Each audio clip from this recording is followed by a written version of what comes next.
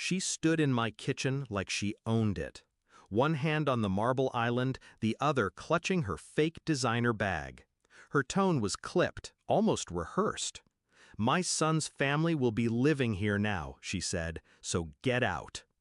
I stared at her for a moment. "Where to?" I asked, voice low. She smirked. "Go to the dump, where you belong." And she walked away, like she hadn't just shattered 10 years of my life with one sentence.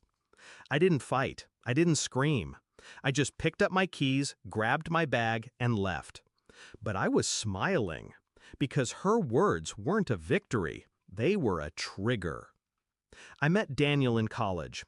He was quiet, clever, and carried pain behind his eyes. I thought I could love it away. His family? Cold, calculated. His mother, Elaine, especially. She always wore pearls and wielded guilt like a blade. I married him anyway, moved into the house I helped renovate, paid bills, supported his failing business. I loved him. That was my first mistake. Things shifted slowly. He started locking his phone, spending weekends with the guys.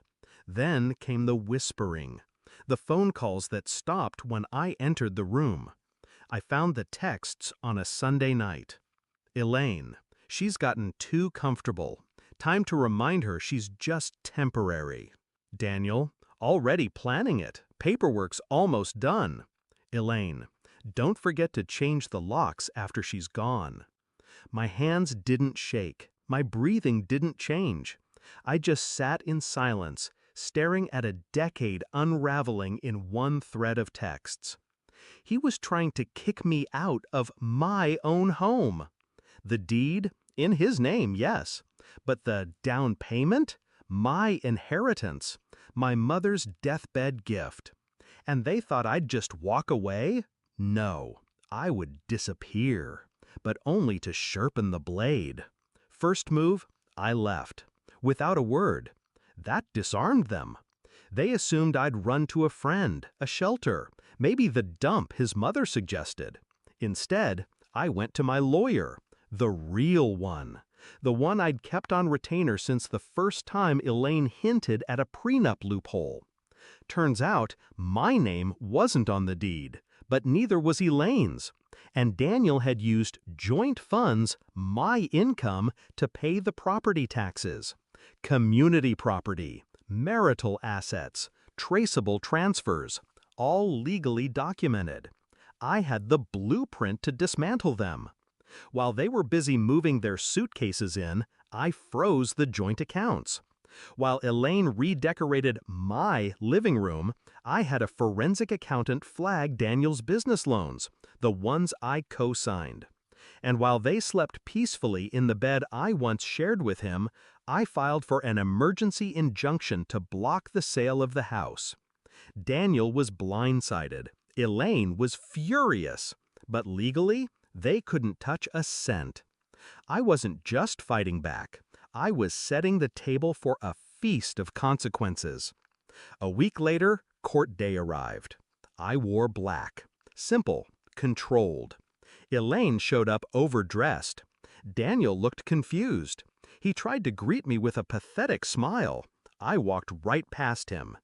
Inside, I handed the judge 2 thick folders, one with bank statements, co-signed loans, and evidence of marital contribution. The other, printed texts, screenshots, voicemails. "Get her out. She's just a liability now. She won't fight. She's too weak." Weak.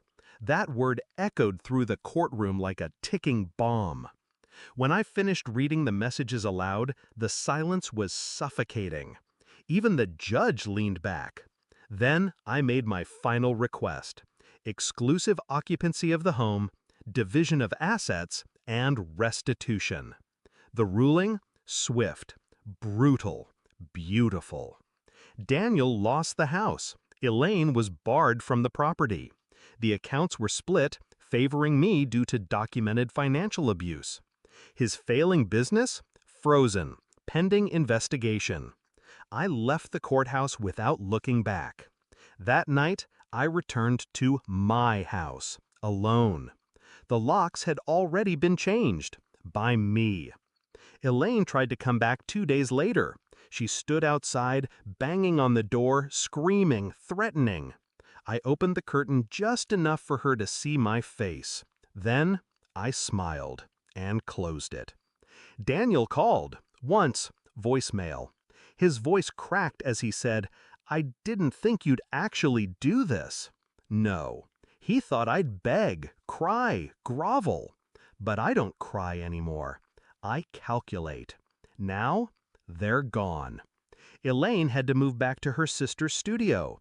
Daniel's business defaulted. Credit wrecked. His car repossessed.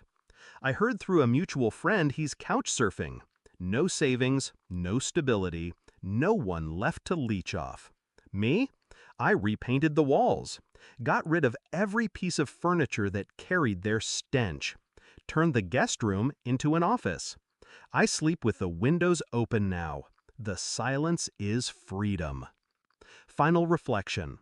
They told me to go to the dump. So I did. But I didn't stay there. I just needed a quiet place to plan their burial.